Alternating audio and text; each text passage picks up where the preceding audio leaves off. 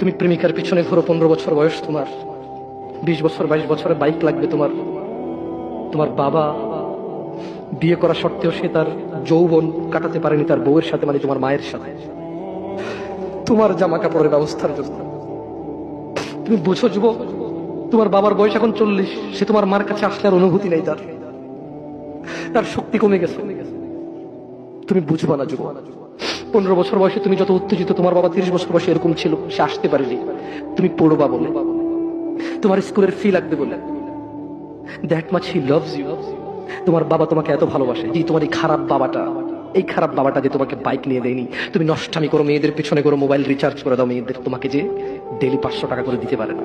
এই লোকটা যদি 60 বছর বয়স পায়, তার জীবনের 20টা বছর, সে এমন 20টা বছর, যে 20টা বছরে সে হাড় ভাঙা পরিশ্রম করতে পারত, করছে, তোমার মায়ের দেখা সে পায়।